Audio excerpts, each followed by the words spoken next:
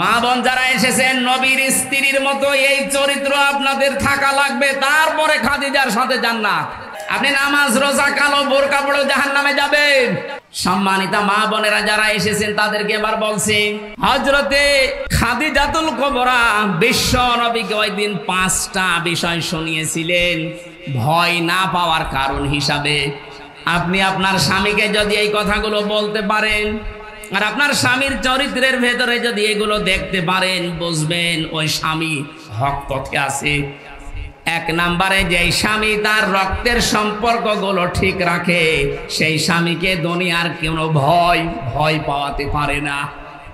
অথচ আজ লক্ষ লক্ষ পরিবারের দিকে তাকান, অধিকাংশ পরিবারে বউর কারণে স্বামী তার রক্তের সম্পর্কগুলো ঠিক রাখতে পারে না।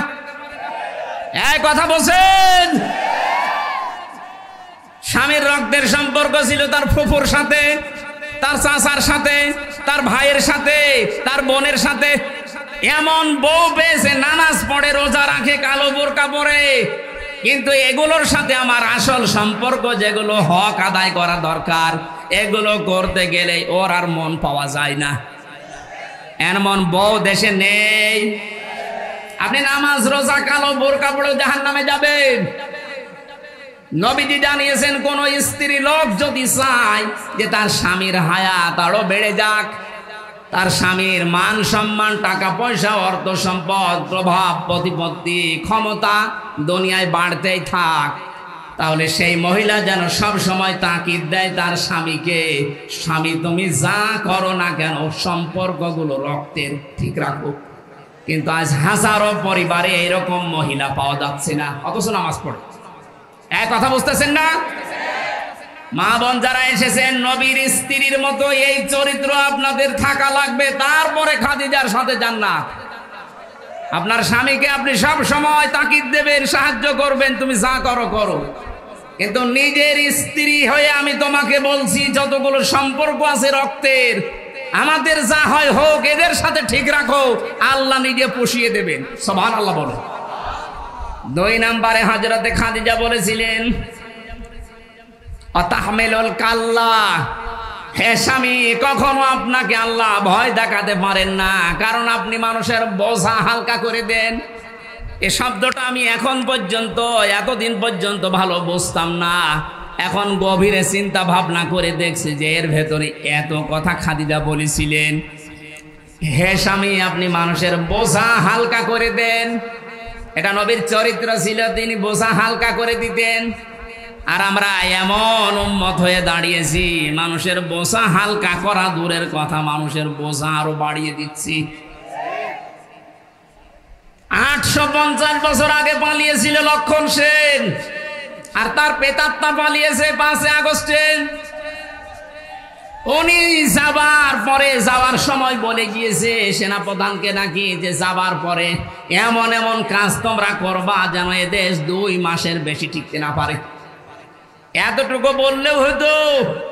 বারবার এখন মানুষকে উনি জানাচ্ছেন যে দেশ আর 1 মাসের বেশি চলবে না, কিভাবে চলে আমি দেখব, কারণ আমি যা করে এসেছি এত ঋণ এ দেশের মানুষ শোধ দিতে পারবে না। এত ঋণের বোঝা আপনি রেখে গেলেন। আমার মেয়ে হয়েছে কয়েকদিন আগে, 7-8 দিন হয়ে গেল, ওর মাথার উপর এখন 1 লাখ টাকা ঋণ। কি আমি বানিয়ে বলছি? এদেশের প্রতিটি মানুষের মাথা পিছু ঋণ এখন 1 লাখ। ঋণের বোঝাগুলো দিয়ে গেলেন আপনি। রবির উম্মত দাবি করেন, 14 বার নাকি হজ করেছেন। কি করেছেন আপনি? নবীর আদর্শ ছিল তিনি মানুষের বোঝা হালকা করতেন, আর সবার বোঝা আপনি দিয়ে গেলেন। আগস্টের 5 তারিখের আগে কত মানুষের পরিবার ধ্বংস করেছেন, কত মানুষের হাত নেই, পা নেই, চোখ নেই, অন্ডকোষ পর্যন্ত নেই। এই মানুষগুলো এখন পরিবারের বোঝা। এই কথা বোঝেন? এই বোঝাগুলো যিনি বানিয়ে গেলেন উনি নবীর উম্মত হতে পারেন? আরো জোরে বলেন না। নবীর উম্মত যে না, সে নবীর উম্মত না, সুপারিশ পাবে। আমাদের কাজ হবে আমরা মানুষের বোঝা হালকা করব। ডাক্তার শফিকুর রহমান এইটাই করে বেড়াচ্ছে সারা দেশে। যত মানুষ শহীদ হয়েছে 1880 জনের তালিকা আমরা পেয়েছি। প্রত্যেক পরিবারে 2 লক্ষ করে টাকা দিয়ে আসতেছে। টাকাওয়ালা মানুষ এদেশে আর নেই। কিছুটা হলেও তো তাদের বোঝা হালকা হচ্ছে। এটা নবীর উম্মতের কাজ। কার কাজ? যারা মানুষের বোঝা হালকা করে দেয় তাদের ভয় আল্লাহ দূর করে দেয়। এই জন্য ওনার কোনো ভয় আছে? আমার সাথে ছেলে 4 দিন ছিল, আমি দেখেছি লোকটার কোনো ভয় নেই, নির্ভয় বানিয়ে দিয়েছে আল্লাহ। ওনার তাওয়াক্কুল, ওনার ইখলাস এত উপরে। অনেকে বাইরে থেকে উল্টাপাল্টা মন্তব্য করে, আরে বেটা কাছ থেকে দেখেছিস তার আমল। আমার মতো যুবক মানুষ, 33 বছর বয়স আমার, আমি 1.5 পারা 2 পারা কোরআন পড়তে গেলে নামাজে দাঁড়িয়ে পা লেগে যায়। আর ওনার এক একটা সেজদায় দেখতাম তাহাজ্জুদের নামাজে 40-45 মিনিটে 1 ঘন্টা কাটিয়ে দিচ্ছে। আপনি সমালোচনা করেন বাইরে বসে বসে। সারা দেশের মানুষের ভেতরে একটা মহব্বত আলাদা ভাবে আল্লাহ ওনার প্রতি তৈরি করে দিয়েছে, এমনি এমনি না। 15.5 বছর তো খেদমত করার নাম নিয়ে তার উপর তো মানুষের মহব্বত নেই, আরো যত ঘৃণা জন্মিয়েছে। কারণ মানুষের বোঝা তিনি তৈরি করে দিয়ে গেছেন এই দেশে। আর ইনি চেষ্টা করছেন মানুষের বোঝা যেন হালকা করা যায়। এই কথা বলেন না কেন? দলমত নির্বিশেষে আমাদের উচিত হবে নবীর উম্মত হিসাবে যদি দাবি করি, মানুষের বোঝা যেন আমরা হালকা করে দিতে পারি। বলেন আমিন। কত রকমের বোঝা দিয়ে গেলেন। আমার তো বোঝা ছিল পরিবারে, 3টা বছর ওরা কি খেয়েছে না খেয়েছে আমি কিছুই জানি না, কারণ আমি যোগাযোগ বিচ্ছিন্ন ছিলাম। আমার ফাঁসির কন্টেম সেলের ভেতরে পুরাটা যোগাযোগ বিচ্ছিন্ন করে রেখে দিয়েছে, কেউ কথা বলতে পারবেন না। বাইরের মানুষগুলো বেশি আছে না জীবিত আছে। আমি জেলে থাকাকালীন আমার দাদা মরেছে, আমার নানা মারা গেছে, আমার নানি মারা গেছে, আমার একটা চাচাতো ভাই মরেছে। আমি কিচ্ছু জানি না, 3 বছর পরে জানলাম তো মরে গেছে। আপনি কোন কারণে কষ্টটা দিলেন? কি অপরাধ করেছিলাম আমি? কোরআনের কথাগুলো সঠিকভাবে তুলে ধরতাম, এইটাই আমার অপরাধ। অথচ আপনি এমন এমন মামলা আমার নামে দিয়েছে, শয়তানও বিশ্বাস করে না। এই সিরাজগঞ্জের কনসেলি নাকি আমার ওয়াজ শুনি সংসদ ভাঙতে গেছে তরবারি নিয়ে। আরে বেটা, তরবারি নিয়ে সংসদ ভাঙা যায়? বোম মারলে ওড়ে না। এই যে সংসদের লোক বসে আছে না, তো তরবারি নিয়ে ভাঙা যায়? ওই মামলা দিয়ে কে কে বলেছে বলে আমির হামজার ওয়াজ শুনি আমি উদ্বুদ্ধ হয়ে এসেছি। সেই পাগলকে দেখা হয়েছিল জেলখানা। এই আমার নাম বললি কোন কারণ? আমারে বলতে বলেছি। বলেন সুবহানাল্লাহ। বেচারক এই মামলার যেদিন ঢেসমেস করে দিল ওই দিন হাসছিল। ও যে একটা মামলা হইলো, কোন পাগল কোথায় কি করেছে। আমি যে এই কথা আপনি এই 3 বছর পরে বললেন, এটা যদি সেই প্রথম যখন মামলা উঠেছিল 7-8 দিন পরে ওই সময় বলে দিতেন যে না এ মামলার কোনো ভিত্তি নেই, 3টা বছর আমার বাইরের জীবনে থাকা লাগতো, এই ভেতরে থাকা লাগতো না। কত রকমের বোঝা মানুষের মাথার উপরে চাপিয়ে দিচ্ছেন, আর আপনি নবীর উম্মত দাবি করছেন। আপনি শান্তি পাবেন, স্বস্তি পাবেন, নিরাপত্তা জীবনেও না। যারা মানুষের বোঝা হালকা করে দেয় আল্লাহ তাদেরকে শান্তি দেয়। সুবহানাল্লাহ বলতে পারেন নাই? আমাদের জীবন যতদিন আছে মানুষের বোঝা বাড়াবো না মানুষের বোঝা হালকা করব? যেখানে যতটুকু আছে মানুষের বোঝা হালকা করার চেষ্টা করেন, আপনার জীবনের বোঝা আল্লাহ হালকা করে দেবে ইনশাআল্লাহ। হযরতে খাদিজার পরে আরো অনেকগুলো কথা বলেছিলেন। আমরা যদি এখনো এই দেশে শান্তিতে বাঁচতে চাই, আমাদের যা ঈমান আছে ঈমানের সাথে যেন জুলুম মিশ্রিত না হয়, খুব সতর্ক থাকবেন। এখন শুধু দেখতে বাকি আছে যে কোরআন দিয়ে চললে কেমন দেখা যায়। একটু একটু মনে আশা জাগে না যে কেমন লাগে? একটু দেখি তো। আমার তো জীবনের সবচাইতে বড় আশা আকাঙ্ক্ষা তামান্না এইটা, আল্লাহ যা করো করো, অন্তত চর্ম চোখে এটা দেখে মরার তৌফিক দিও যে 56,000 বর্গ মাইল কোরআন দিয়ে চলছে। এটা কারা চান দেখি? লিল্লাহে তাকবীর।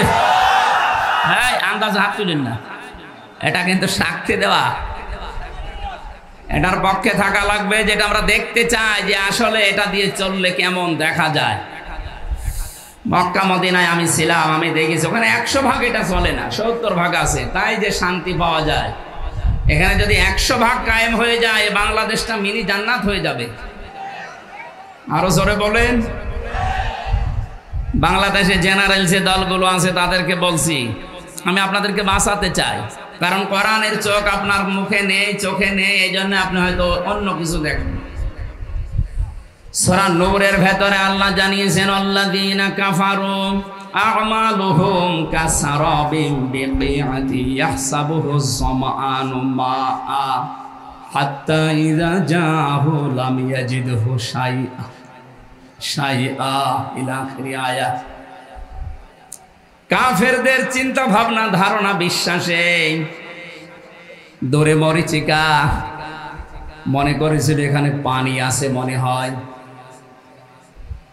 মরুভূমির ভেতরে যখন সূর্যের তীব্র দাহ শুরু হয়ে যায়, এই যে বিশ্ব রোডগুলোতে আপনি দেখবেন ঢাকা বগুড়া যে মহাসড়ক আছে, দূর থেকে গাড়ি চালিয়ে দুপুরবেলা দেখতে মনে হয় যে পানি আছে সামনে, মনে হয় পিচ গরম হওয়ার পরে পানির মতো টলমল করে, কাছে যাওয়ার পরে দেখা যায় না পানি নেই। পৃথিবীর কাফেরদের দৃষ্টান্ত আল্লাহ এইভাবে দিয়েছেন। আল্লাহর পাঠানো ইসলাম বাদ দিয়ে যত তন্ত্র মন্ত্র, যত ইজম, যত বাদ আছে, আমি নাম নিলাম না, সে যে বাদই হোক, সমাজবাদ বলেন, জাতীয়তাবাদ বলেন, ধর্ম নিরপেক্ষবাদ বলেন, যত বাদ আছে, তন্ত্র মন্ত্র আছে, এসব গুলোকে মানুষ মনে করে এর ভেতরে শান্তি আছে। কাছে যাওয়ার পরে দেখে না এটা পানি না। এই জন্য আমাদের উচিত হচ্ছে আপনাকে আমার সাবধান করা। আমি করলাম, জ্ঞানী মানুষ যদি হয়ে থাকেন আপনি আশা করি বুঝে ফেলেছেন। এরপরেও যদি কেউ বলেন না আমি বুঝি না, আমি ভান ধরে আসি, এদিকে আসেন। আল্লাহ আপনাকে সহজে এটা বোঝার তৌফিক দিন যে ইসলাম বিদায় করে দিয়ে আজ যারা, আমি কয়েকদিন ধরে লক্ষ্য করছি, মৌলবাদ মৌলবাদ এই শব্দ নিয়ে অনেকে জিকির করছেন, এটা বন্ধ করা লাগবে। মুসলমানদেরকে মৌলবাদ বলা যাবে না এই দেশে। এই শব্দটাকে ফেরি করিয়ে এই 15.5 বছর হাজারো মুসলমানকে যিনি ছিলেন তিনি গুম করেছিলেন। এক কথা বলেন না কেন? এই শব্দটাকে ফেরি করে হাজারো মানুষকে আয়না ঘরে রেখেছিল। এই শব্দটাকে ফেরি করে আমাকে জেলখানায় রেখেছিল 3 বছর। এটা দাদাদের পক্ষ থেকে দেওয়া আন্তর্জাতিক একটা ষড়যন্ত্র। এখানে যারা পা দিচ্ছেন আপনিও এই জালেমদের মতো মাজা ভাঙবে। সুতরাং এই শব্দ যেন কোনো মুসলমানের আগে পরে লাগানো না হয়, যেন আমরা মৌলবাদ চাই না। তা আপনি কি চান? মৌল শব্দ এসেছে মূল থেকে। মূল মানে এ পৃথিবীর মূল আমার আল্লাহ। এক কথা বলেন না কেন? মূল হচ্ছে নবীজি। আল্লাহ নবী যদি না থাকে তে থাকবে কি? সুতরাং এই পৃথিবীতে মৌলবাদ এটাকে যদি কেউ গালি দেয় সে যেন সরাসরি আল্লাহকে গালি দেয়। গালি হিসাবে এটা ব্যবহার করা না। এই ফেরি আর করা যাবে না। আপনি ষড়যন্ত্রে পা দিয়ে আবার না জানি কোন বিপদ ডেকে আনতে চাচ্ছে। বুঝে হোক না বুঝে হোক এটা যদি কেউ করে থাকে, এই শব্দ যেন আর কারো মুখে আমরা না শুনি। কথা বুঝতেছেন? গত 2 দিন দেখতে পাচ্ছি দিল্লি থেকে বিশ্বনবী মোহাম্মদ রাসূলুল্লাহ এবং তার জামাই হযরতে আলীকে নিয়ে ব্যঙ্গাত্মক করে কার্টুন ছাপিয়েছে, অপমান করছে। হঠাৎ করে কয় এতদিন তো আমরা কিছু দেখলাম না, হঠাৎ এখন এসা গান দিল, মানে এ সরসরি আপনাকে কে দিচ্ছে? বাংলাদেশে এখন ওনাদের দুর্গা পূজা শুরু হবে, একটা দাঙ্গা লাগানোর চেষ্টায় আছে। ওরা মনে করছে বাংলাদেশের মুসলমানেরা এই দৃশ্য দেখে যদি এই সংখ্যালঘু যাদের নাম বলা হয়, কিসের সংখ্যালঘু? এদেশে কোনো সংখ্যালঘু নেই, সবাই আমরা সংখ্যাগুরু। কথা বলেন? এদেশে জন্ম নিয়েছে যে সে এই দেশের মালিক।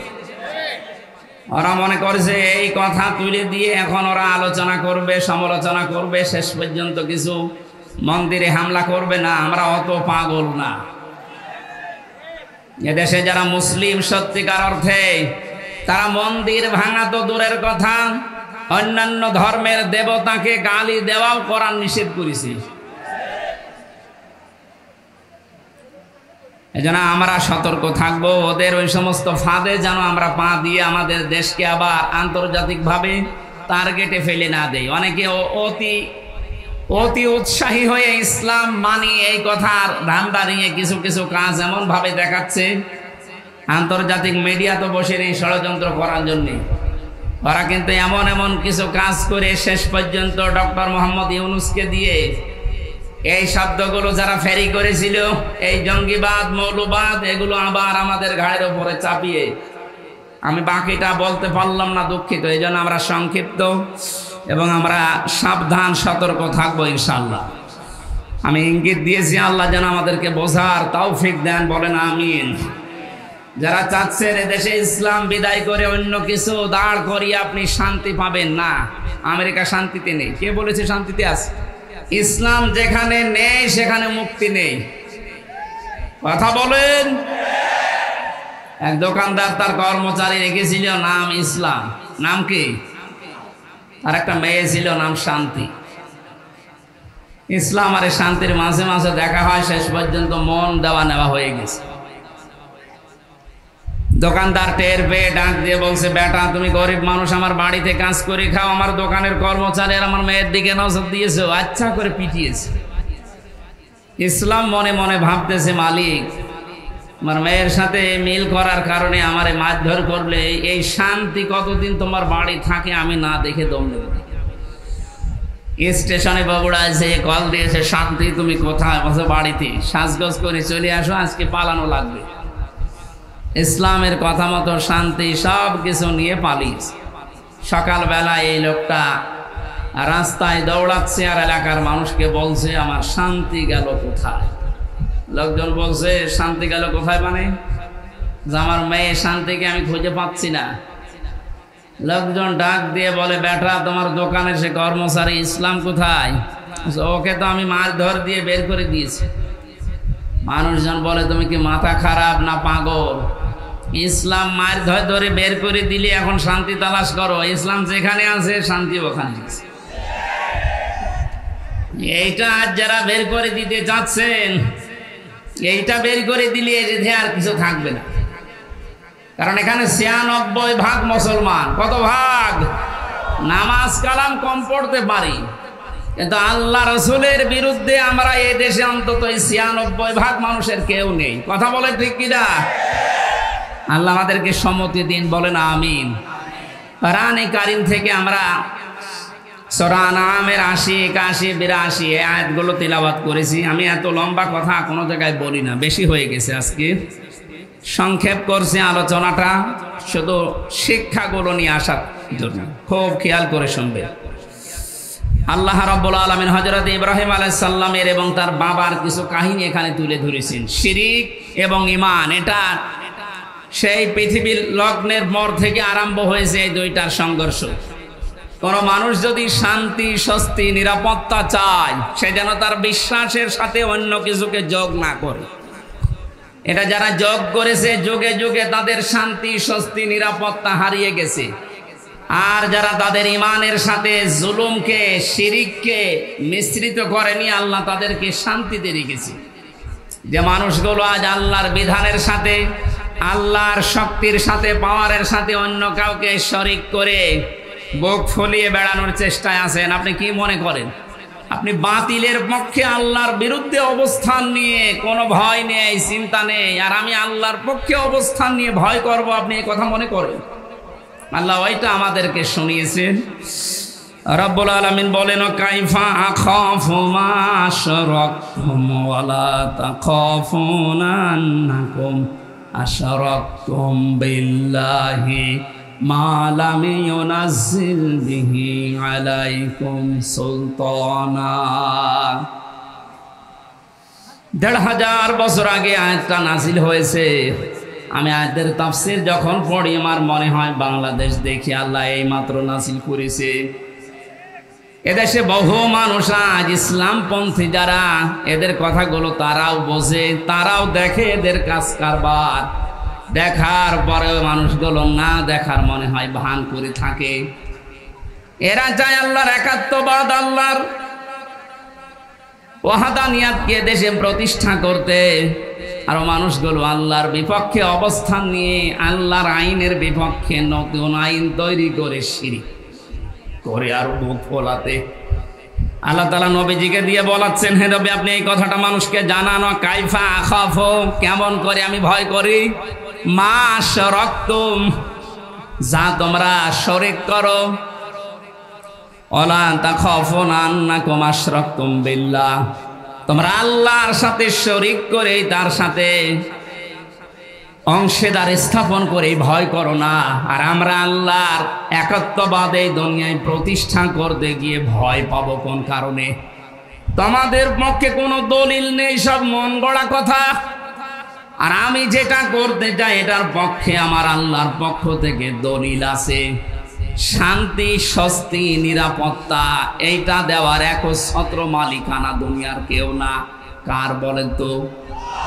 ফাজল ফারিকাইন আহাক্কু বিল আমনি, এই দুই দলের ভেতরে নিরাপত্তা পাওয়ার জন্য সবচাইতে বেশি হকদার কারা? ইন কুনতুম তা'লামুন, যদি তোমাদের জানা থাকে বলো দেখি।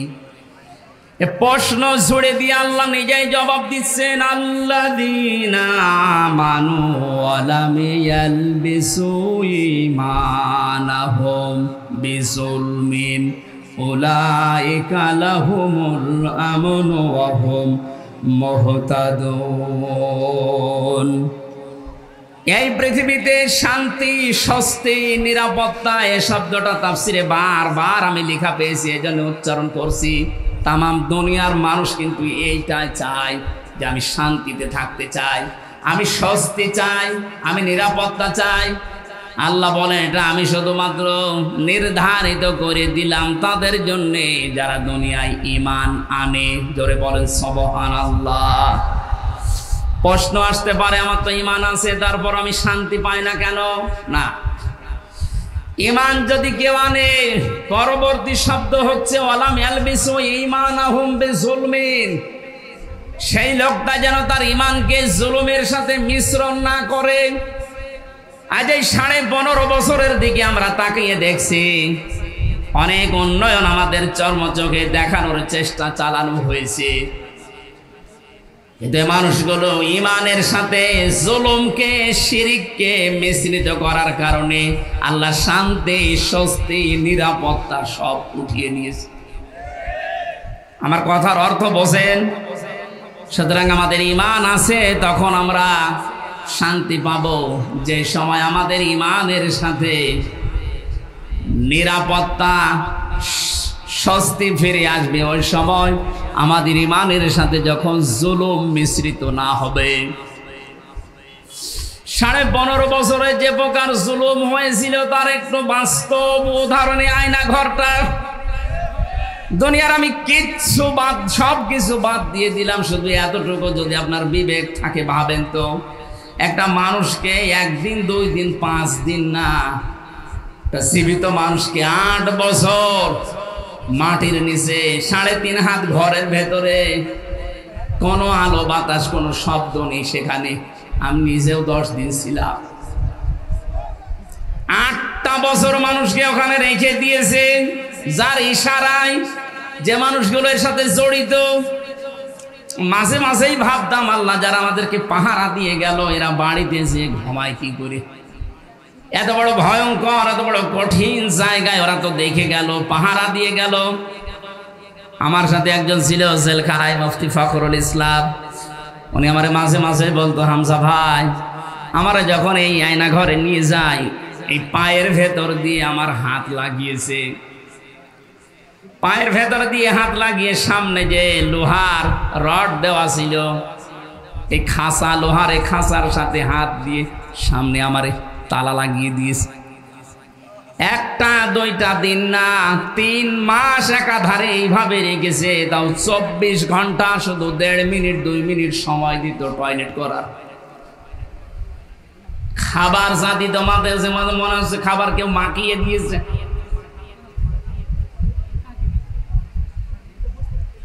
আপনি একটু বিবেক দিয়ে ভাবেন তো, একটা কোনো মানুষ যার ন্যূনতম বিবেক আছে, ঈমান না থাক, বিবেক তো আছে আপনার, এটা মেনে নেওয়া সম্ভব। আপনি দাবি করছেন আমার ঈমান আছে, আমি তো শান্তি, স্বস্তি, নিরাপত্তা পাই না। আরে ভাই, আপনার ঈমানের সাথে তো জুলুম মিশ্রিত। এখানে জুলুমের অর্থ তাফসিরে এসেছে জুলুম আই শিরিক।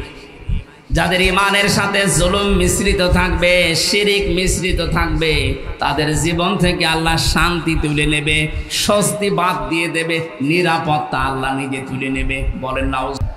এই জুলুমের যখন একেবারে শেষ হয়ে যায় তখন আল্লাহ পাক ধরেন। কালকে একটা আয়াত পেয়েছিলাম কোরআনে কারিমে, আমি এর আগেও পড়েছি, কিন্তু এই আগস্টের 5 তারিখের সাথে দেখলাম আয়াতটা 100 ভাগ মিলে গেছে। সূরা আনআমের 44 নম্বর আয়াতটা, ফালাম্মা নাসু মা যুক্কিরু বিহি ফাতাহনা আলাইহিম আবওয়াবা কুল্লা শাইইন। আল্লাহ পাক বলেন, যখন এই মানুষগুলো আমার বিধান, আমার আইন, আমার কানুন তাদের কাছে যাবার পরে আস্তে আস্তে ভুলে গেল, তাদের শান্তির, তাদের ক্ষমতার, তাদের যে বাহনগুলো এগুলো আমি আল্লাহ আরো বাড়িয়ে দিলাম। লাফাতাহানা, আমি আল্লাহ খুলে দিলাম। ফাতাহানা আবওয়াবা কুল্লা শাইইন হাত্তা ইযা ফারিহু বিমা উতু। আমার এই নিয়ামত পাওয়ার পরে মানুষগুলো আরো বেশি আনন্দিত, এত আনন্দিত হয়েছিল যে পেছনের কোনো কথা তাদের আর মনে ছিল না। আয়াতটা নাজিল হয়েছে 1500 বছর আগে, অথচ 15.5 বছরের সাথে মিলালে আমার মনে হচ্ছে মিলে যাচ্ছে। 2006 সালে এই অক্টোবরের 28 তারিখে যারা পিটিয়ে মানুষ হত্যা করে ড্যান্স দিয়েছিল লাশের উপরে, এটা দেখার পরে ওই সময় আমি চিন্তা করেছিলাম, আল্লাহ এরাও মানুষ? আমার মনে হয় না।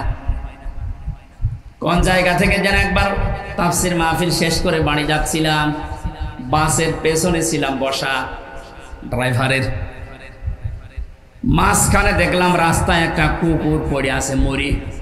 ড্রাইভার সাহেব মাঝখান দিয়ে না দিয়ে বাম দিয়ে চালিয়ে দিল, তো গাড়িটা ঝাঁকি দিয়ে উঠেছে। ড্রাইভারকে বললাম, ভাই আপনি এমন করলেন কেন? ড্রাইভার আমারে বলে, হুজুর আপনি দেখতে পাচ্ছেন না যে একটা কুকুর মরে পড়ে আছে? আমি মরা কুকুরের ওপর আবার গাড়ি চালিয়ে দেব, আমার বিবেক নেই? আমি বললাম, ভাই এত মরা কুকুর, ও মরে গেছে, ওকে মারলে কি আর না মারলে কি? ড্রাইভার আমার দিকে ঘুরে বলছে, হুজুর আপনি কি আসলেই হুজুর? আপনি কেমন হুজুর? আপনি দেখছেন একটা জিনিস মরে গেছে, আমি ডবল করে আবার মারবো, আমার বিবেক নেই? ওর গায়ে থাবা দিয়ে বললাম, এই কথাটা শোনার জন্য আমি ছিলাম। একটা মরা জিনিস ডবল করে মারা যায় না, আপনার বিবেকে এটা সাই দিচ্ছে।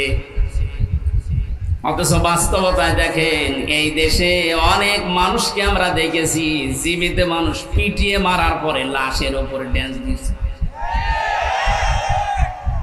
আপনার মতো বিবেকও তাদের নেই। আপনি একটা কুকুরকেও, মরা কুকুর আবার ডবল করে মারতে চান না, আর ওরা জীবিত মানুষকে হত্যা করে লাশের উপরে ড্যান্স দেয়। ওরা কোন মানুষ?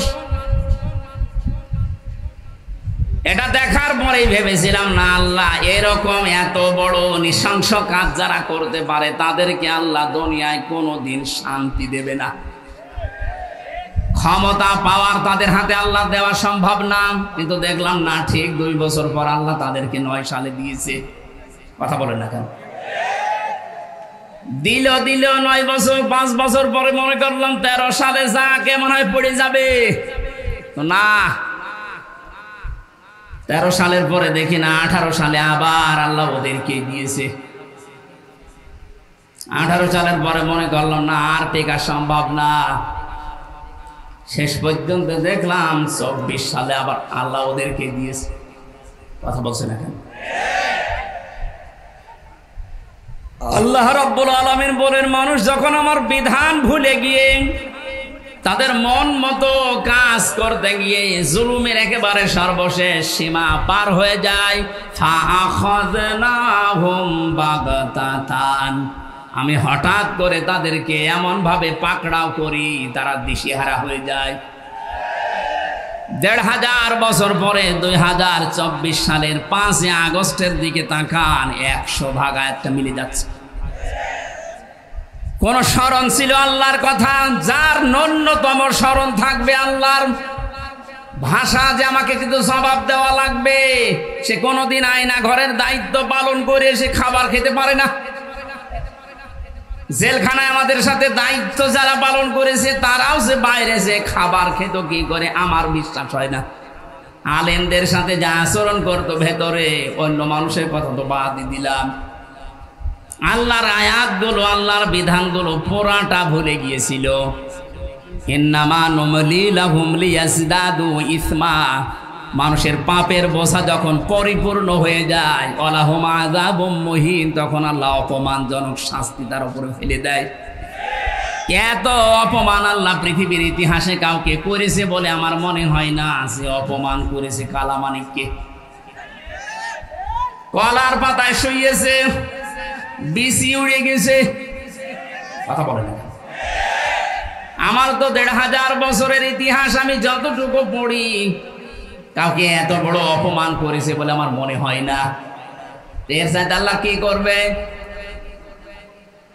৩ বছর জেল খাটা সহ, আয়না ঘরে 10 দিন থাকা সহ, যত কষ্ট এই 15.5 বছরে পেয়েছি, একদিনে আমার মন শান্ত হয়ে গেছে যখন দেখেছি কালামানিকের বিচি উড়ে গেছে।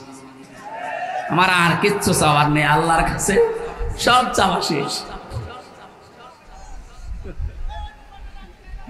আয়াতের পরবর্তী শব্দ হচ্ছে, ওরা যখন হতাশ হয়ে পড়ে, আকস্মিক ভাবে আল্লাহ ধরেন। আল্লাহ সময়ও দেননি, এমন ভাবে ধরেছে দুপুরের খাবার খাওয়ার সময়ও পায়নি। এই কথা বলে না কেন? আমি আল্লাহ নিজে জালেমদের শিকড় কেটে দেই। আল্লাহ কেটে দিয়েছে, এর বাস্তব প্রমাণ এই বাংলাদেশ।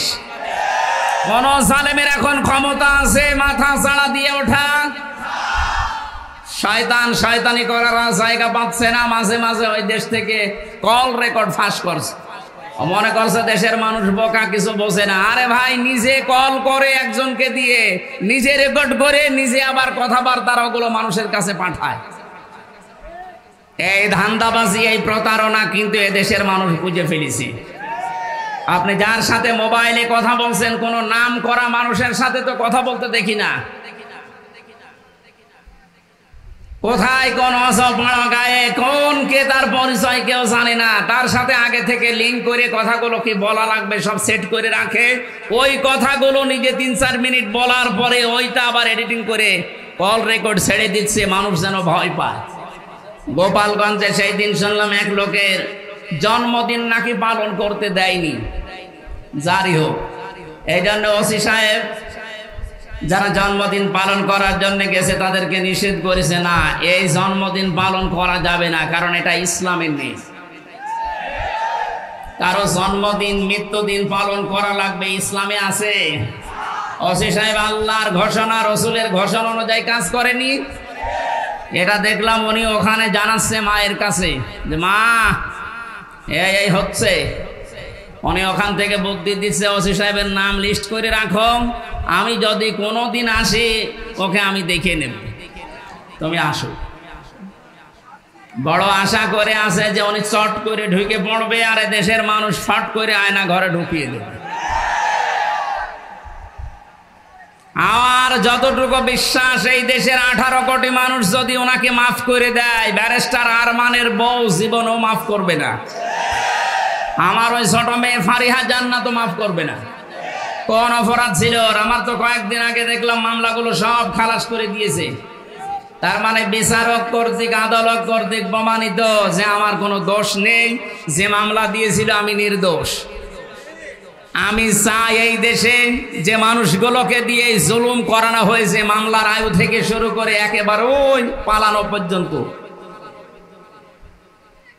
যারাই জড়িত ছিল, এ দেশের 1 লাখের উপরে মানুষ এখন জেলখানায়। তার 100 জনের 70 জনই কিছু জানে না, আন্দাজে জেল খাটতেছে।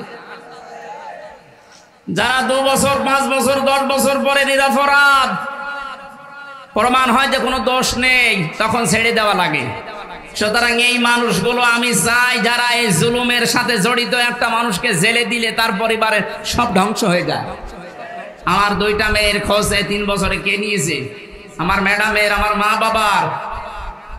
প্রত্যেক মাসে মাসে তো মামলা তুলতে আছে, 33 বারের উপরে আমার মামলা তুলেছে, তো জামিন দেয়নি। অথচ সেই বিচারক এই কয়েকদিন আগে পুরাটা খালাস করে দিয়েছে। মামলাটা হাতে নিয়ে আমার সামনে তো ছিলাম আমি, আমারে বলছে যে এ কি বিচার করবো, এর ভেতরে কোনো মাল নেই, যা। আমি বলতেও গেলাম যে স্যার মাননীয় আদালতে এই মামলা তো 3 বছর আপনার হাতে ছিল, তখন তো বলেননি, এখন বলছেন কোনো মাল নেই, কি দেখে বিচার করব? সব ফেলে দিলেন। এই 3 বছর আগে যদি এরকম টান মেরে ফেলে দিতেন তাহলে তো আমার 3 বছর ছেলে থাকা লাগে না। এইটাই বলতো যে হুজুর আমার কিছু করার নেই, উপরের নির্দেশ, হাত বাঁধা ছিল। কথা বলে না কেন? এরকম হাত বাঁধা কি শুধু ওই বিচারকের ছিল? এদেশে 1628টা চেয়ার, শুধু একটা চেয়ারের হাত খোলা ছিল, বাকি সবগুলোর ছিল হাত বাঁধা। এজন্য তাদের ইচ্ছা থাকার পরেও তারা ন্যায় বিচার করতে পারেনি। কোনদিন একটা বিবেক সম্পন্ন মানুষের এই জুলুম দেখার পরে সহ্য করা সম্ভব না, কিন্তু হাত বাঁধা। ওনার হাত খুলে যাওয়ার পরে আর 1 সেকেন্ডও দেরি করে না, সব খারিজ করে দিয়েছে। আমরা চাই রাষ্ট্র সংস্কার যখন আরম্ভ হয়েছে, এ দেশে যাদের হাত এরকম বাঁধা ছিল এই 1628টা চেয়ারের কোনো হাত যেন আর বাঁধা না থাকে। সবার হাত আমরা আবু সাইদের মতো খোলা দেখতে চাই। কথা বলেন। দায়িত্বে যারা আছে থাক, আমার কোনো আফসোস নেই, নিষেধও নেই, কিন্তু আমরা কারো হাত বাঁধা দেখতে চাই না। প্রশাসনের চেয়ারে যারা আছে, বিচারকের চেয়ারে যারা আছে, হাত খুলে দেন, এদের দ্বারাই ন্যায় বিচার করা সম্ভব। এরা মানুষ না? এদের বিবি বাল বাচ্চা বউ নেই? ওরা বাধ্য হয়েছে এই কাজগুলো করতে। সুতরাং এই জুলুমের সাথে যারা মিশ্রণ করে দিয়েছেন, নিজের ঈমান থাকার পরেও আপনি শান্তিতে, স্বস্তিতে, নিরাপত্তার সাথে থাকতে পারবেন না। এ ঘোষণা কার? আল্লাযীনা আমানু ওয়া লাম ইয়ালবিসু ঈমানাহুম বিজুলমিন। যারা ঈমান আনে কিন্তু তাদের ঈমানকে জুলুমের সাথে মিশ্রণ করে ফেলে, তাদেরকে আমি আল্লাহ শান্তিতে থাকতে দেই না। বাস্তব আমরা এখন দেখতে পাচ্ছি। কেউ শান্তিতে আছে? মনে করেছিল আমি আরামে থাকবো, যাদের দ্বারা আরামে থাকবে তারাই ধরিয়ে দিয়েছে। এই যে দীপমণির নাম শুনলাম, উনি ওনার বোনের বাড়িতে পালিয়েছিল। বোনের ছেলে মোবাইল টিপছিল, নিষেধ করে যাই মোবাইল টেপা বাদ দিয়ে পড়াশোনা কর। ও ছেলেটা বিরক্ত হয়ে গিয়ে 999-এ কল দিয়ে এই পুলিশ ভাইদের কাছে। আপনাকে আল্লাহ শান্তিতে থাকতে দেবে না। যারা জুলুম করে আর যারা জুলুমের সাপোর্ট করে, এই মানুষগুলো নবীর উম্মত থেকে বের হয়ে যায়। কত বড় কথা লেখা লক্ষ্য করেন। যারা জুলুম করে আর যারা জেনে শুনে জুলুমের সাপোর্ট করে, এরা নবীর উম্মতের বাইরের লোক। এদেশে আমরা অনেককে এরকম দেখতে পেয়েছি। সুতরাং আপনাকে আল্লাহ শান্তিতে, স্বস্তিতে, নিরাপত্তায় থাকতে দেবে কোন কারণে? বিডিআর বিদ্রোহর নামে হাজার হাজার মানুষকে বিনা কারণে, তাদের মুখের ভাষা, তাদের মুখের কান্না, চোখের পানি দেখলে আল্লাহর আরশ পর্যন্ত কেঁপে যায়। এই 3 বছরে 900-র উপরে বিডিআরের সাথে আমার দেখা। কত মানুষ 1 মাস পরে রিটায়ার্ড হয়ে বাড়িতে যে বউ বাচ্চা নিয়ে থাকবে, অথচ 14 বছর জেল খাটতেছে। রাতে তাহাজ্জুদ পড়তে যখন উঠতাম দেখতাম এই মুরব্বী মানুষ, এরকম মুরব্বী মানুষ 14 বছর জেলে আছে। রাতের বেলা ঘুমের ভেতরে ঘুম থেকে উঠে এমন একটা আওয়াজ দিত, আমার মনে হয় আরো সে চলে যায়। 60 বছর 65 বছরের এই মুরব্বী মানুষ চোখের পানি ফেলে কাঁদতো, হামজা ভাই জীবন আর 1 মাস পরে রিটায়ার্ড হয়ে যেতাম, বিনা কারণে কিচ্ছু জানি না। যদি শাস্তিও দিয়ে দিত মাত্র 7 বছর জেল হইতো, অথচ 15 বছর পড়ে আছি। কি জবাব দেবেন আপনি এই জুলুমের?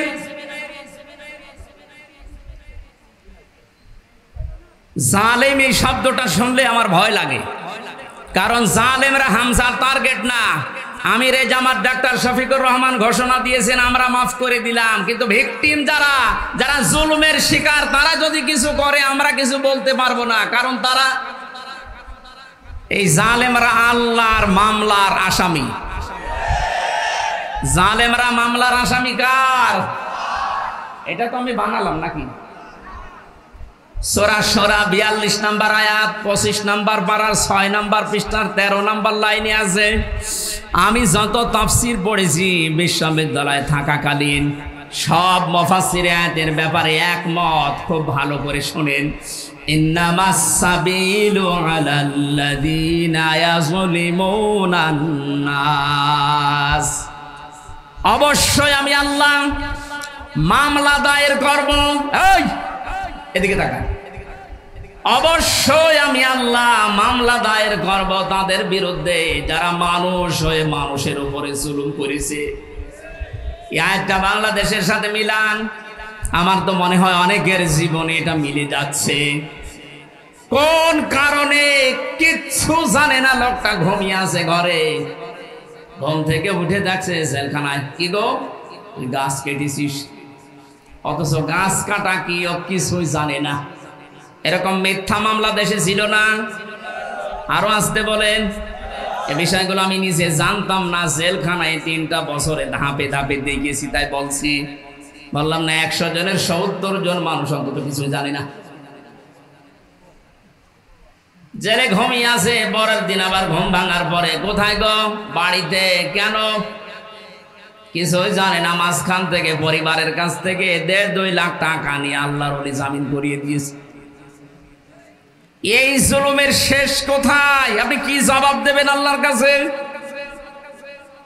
এজন্য জালেমদের কোন সম্পদ আল্লাহ দুনিয়ায় কাজে লাগাতে দেয় না। তার বাস্তব প্রমাণ এই দরবেশ কত টাকার মালিক ছিল আপনি হিসাব করতে পারেন? কি হয়েছে তার টাকাগুলো? এখন শানের উপরে ঘুমানো লাগে। আমাদের যেখানে রেখেছে 3টা বছরে এই মাটির উপরে, শানের উপরে, এখন তার ওই জায়গায় টাকা লাগছে। কি হচ্ছে তার ওই অর্থ সম্পদ গুলো, এই টাকাগুলো কোন কাজে আসতেছে? এখন তাদের যে চরিত্রের বর্ণনা বের হচ্ছে, শয়তান পর্যন্ত আশ্চর্য হয়ে যাচ্ছে যে দরবেশের চরিত্র এত নিম্ন। এই জন্য আমাদের সাবধান হওয়া উচিত। আমি আজটার বাস্তব প্রমাণ দিয়েই বলছি, এদেশে শেখ হাসিনা থেকে শুরু করে যারা তার দোসর ছিল সবাই আল্লাহর মামলার আসামি। মামলার বাদী যত বড় হয়, মামলা মেটানো তত কঠিন হয়। এক কথা বলেন না কেন? আমার মামলার বাদী যদি আমার সত্যি কথা বলছি কোনো সলিমদ্দি হতো, আমি যেটা আকিস গ্রুপে চাকরি করতাম, আপনার কয় টাকা লাগতো? টাকা দিয়ে হলে আমি 2-3 দিনে বের হয়ে চলে আসতাম। কিন্তু এমন মানুষ বাদী, এই জন্য 33 বার ওঠার পরও মামলার জামিন হয়নি। উনি বিদায় নেওয়ার কয়েকদিন পরে জামিন সব শেষ। সুতরাং এখানে বাদী কিন্তু যিনি পালিয়েছে উনি না, হামজাও না, মামলার বাদীকে। আপনি দেখেন আপনার দ্বারা আবার জুলুম হয়ে যাচ্ছে না তো? আজ অনেকে নিজের স্ত্রীর উপরে জুলুম করছি, পরিবারের উপরে জুলুম করছি, স্ত্রী হিসাবে স্বামীর উপরে জুলুম করছি। আল্লাহর নবীর স্ত্রী তার স্বামীকে অভয় দিত, স্বামী আমার ভয় পাবেন না, ইন্নাকা লা তাসিলুর রিহমা। এই পৃথিবীতে যারা আত্মীয়তার সম্পর্কগুলো ঠিক রাখে তাদেরকে আমার আল্লাহ কখনো ভয় দেখান না। জোরে বলেন সুবহানাল্লাহ। নবীজি যখন ওহী নিয়ে এসেন, ভয় পেয়েছিলেন, তিনি বলছিলেন জাম্মিলুনি জাম্মিলুনি, আমাকে ঢেকে দাও। খেয়াল করেন, আমাকে ঢেকে দাও, আমি ভয় পেয়েছি। হযরতে খাদিজাতুল কুবরা রাদিয়াল্লাহু তাআলা আনহা ওই সময়ও কিন্তু মুসলমান হননি, কারণ কালিমার দাওয়াত পাননি। ওই সময় তিনি নবীজিকে ডাক দিয়েছিলেন, ইয়া আবাল কাসেম, হে কাসেমের পিতা, কাল্লা, কখনো না, আল্লাহি, আল্লাহর কসম, মা ইখজিকাল্লাহু আবাদান, কখনো আল্লাহ আপনাকে লাঞ্ছিত অপমানিত ভয় দেখাতে পারে না। সম্মানিতা মা বোনেরা যারা এসেছেন তাদেরকে এবার বলছি, হযরতে খাদিজাতুল কুবরা বিশ্ব নবীকে ওই দিন 5টা বিষয় শুনিয়েছিলেন ভয় না পাওয়ার কারণ হিসাবে। আপনি আপনার স্বামীকে যদি এই কথাগুলো বলতে পারেন আর আপনার স্বামীর চরিত্রের ভেতরে যদি এগুলো দেখতে পারেন, বুঝবেন ওই স্বামী হক পথে আছে। 1 নম্বরে, যেই স্বামী তার রক্তের সম্পর্কগুলো ঠিক রাখে সেই স্বামীকে দুনিয়ার কোনো ভয় পাওয়াতে পারে না। অথচ আজ লক্ষ লক্ষ পরিবারের দিকে তাকান, অধিকাংশ পরিবারে বোর কারণে স্বামী তার রক্তের সম্পর্কগুলো ঠিক রাখতে পারে না। এই কথা বলছেন? স্বামীর রক্তের সম্পর্ক ছিল তার ফুফুর সাথে, তার চাচার সাথে, তার ভাইয়ের সাথে, তার বোনের সাথে। এমন বউ পেয়েছে নামাজ পড়ে রোজা রাখে কালো বোরকা পরে, কিন্তু এগুলোর সাথে আমার আসল সম্পর্ক যেগুলো হক আদায় করা দরকার এগুলো করতে গেলে ওর আর মন পাওয়া যায় না। এমন বউ দেশে নেই। আপনি নামাজ রোজা কালো বোরকা পড়ে জাহান্নামে যাবেন। নবীজি জানিয়েছেন কোন স্ত্রী লোক যদি চায় যে তার স্বামীর হায়াত আরো বেড়ে যাক, তার স্বামীর মান সম্মান টাকা পয়সা অর্থ সম্পদ প্রভাব প্রতিপত্তি ক্ষমতা দুনিয়ায় বাড়তেই থাক, তাহলে সেই মহিলা যেন সব সময় তাকিদ দেয় তার স্বামীকে, স্বামী তুমি যা করো না কেন সম্পর্কগুলো রক্তের ঠিক রাখো। কিন্তু আজ হাজারো পরিবারে এরকম মহিলা পাওয়া যাচ্ছে না, অথচ নামাজ পড়ে। এক কথা বুঝতেছেন না? মা বোন যারা এসেছেন, নবীর স্ত্রীর মতো এই চরিত্র আপনাদের থাকা লাগবে, তারপরে খাদিজার সাথে জান্নাত। আপনার স্বামীকে আপনি সব সময় তাকিদ দেবেন, সাহায্য করবেন, তুমি যা করো করো, কিন্তু নিজের স্ত্রী হয়ে আমি তোমাকে বলছি যতগুলো সম্পর্ক আছে রক্তের, আমাদের যা হয় হোক, এদের সাথে ঠিক রাখো, আল্লাহ নিজে পুষিয়ে দেবেন। সুবহানাল্লাহ বলে। 2 নম্বরে হযরতে খাদিজা বলেছিলেন অতাহমিলুল কাল্লা, হে স্বামী কখনো আপনাকে আল্লাহ ভয় দেখাতে পারেন না, কারণ আপনি মানুষের বোঝা হালকা করে দেন। এই শব্দটা আমি এখন পর্যন্ত এতদিন পর্যন্ত ভালো বুঝতাম না, এখন গভীরে চিন্তা ভাবনা করে দেখছি যে এর ভেতরে এত কথা খাদিজা বলেছিলেন। হে স্বামী আপনি মানুষের বোঝা হালকা করে দেন, এটা নবীর চরিত্র ছিল, তিনি বোঝা হালকা করে দিতেন।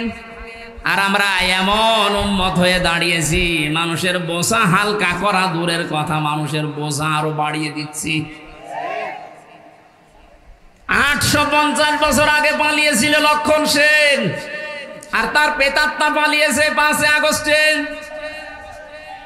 উনি যাওয়ার সময় বলে গিয়েছে সেনাপ্রধানকে নাকি যে যাবার পরে এমন এমন কাজ তোমরা করবা যেন এ দেশ 2 মাসের বেশি টিকতে না পারে। এতটুকু বললেও হয়তো, বারবার এখন মানুষকে উনি জানাচ্ছেন যে দেশ আর 1 মাসের বেশি চলবে না, কিভাবে চলে আমি দেখব, কারণ আমি যা করে এসেছি এত ঋণ এ দেশের মানুষ শোধ দিতে পারবে না। এত ঋণের বোঝা আপনি রেখে গেলেন। আমার মেয়ে হয়েছে কয়েকদিন আগে, 7-8 দিন হয়ে গেল, ওর মাথার উপর এখন 1 লাখ টাকা ঋণ। কি আমি বানিয়ে বলছি? এদেশের প্রতিটি মানুষের মাথা পিছু ঋণ এখন 1 লাখ। ঋণের বোঝাগুলো দিয়ে গেলেন আপনি, রবির উম্মত দাবি করেন, 14 বার নাকি হজ করেছেন। কি করেছেন আপনি? নবীর আদর্শ ছিল তিনি মানুষের বোঝা হালকা করতেন, আর সবার বোঝা আপনি দিয়ে গেলেন। আগস্টের 5 তারিখের আগে কত মানুষের পরিবার ধ্বংস করেছেন, কত মানুষের হাত নেই, পা নেই, চোখ নেই, অন্ডকোষ পর্যন্ত নেই। এই মানুষগুলো এখন পরিবারের বোঝা। এই কথা বোঝেন?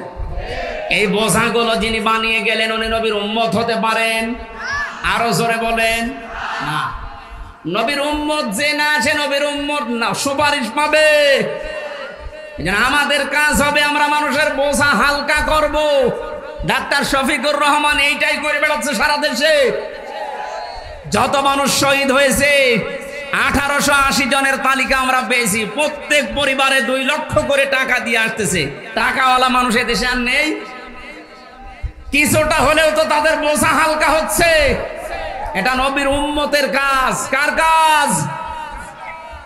যারা মানুষের বোঝা হালকা করে দেয় তাদের ভয় আল্লাহ দূর করে দেয়। এই জন্য ওনার কোনো ভয় আছে?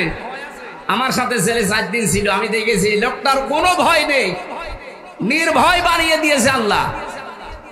ওনার তাওয়াক্কুল, ওনার ইখলাস এত উপরে। অনেকে বাইরে থেকে উল্টাপাল্টা মন্তব্য করে, আরে বেটা কাছ থেকে দেখেছিস তার আমল। আমার মতো যুবক মানুষ, 33 বছর বয়স আমার, আমি 1.5 পারা 2 পারা কোরআন পড়তে গেলে নামাজে দাঁড়িয়ে পা লেগে যায়। আর ওনার এক একটা সেজদায় দেখতাম তাহাজ্জুদের নামাজে 40-45 মিনিট 1 ঘন্টা কাটিয়ে দিচ্ছে। আপনি সমালোচনা করেন বাইরে বসে বসে। সারা দেশের মানুষের ভেতরে একটা মহব্বত আলাদা ভাবে আল্লাহ ওনার প্রতি তৈরি করে দিয়েছে, এমনি এমনি না। 15.5 বছর তো খেদমত করার নাম নিয়ে তার উপর তো মানুষের মহব্বত নেই, আরো যত ঘৃণা জন্মিয়েছে, কারণ মানুষের বোঝা তিনি তৈরি করে দিয়ে গেছেন এই দেশে। আর ইনি চেষ্টা করছেন মানুষের বোঝা যেন হালকা করা যায়। এক কথা বলেন না কেন? দলমত নির্বিশেষে আমাদের উচিত হবে নবীর উম্মত হিসাবে যদি দাবি করি, মানুষের বোঝা যেন আমরা হালকা করে দিতে পারি। বলেন আমিন। কত রকমের বোঝা দিয়ে গেলেন। আমার তো বোঝা ছিল পরিবারে, 3টা বছর ওরা কি খেয়েছে না খেয়েছে আমি কিছুই জানি না, কারণ আমি যোগাযোগ বিচ্ছিন্ন ছিলাম। আমার ফাঁসির কন্টেম সেলের ভেতরে পুরাটা যোগাযোগ বিচ্ছিন্ন করে রেখে দিয়েছে, কেউ কথা বলতে পারবেন না।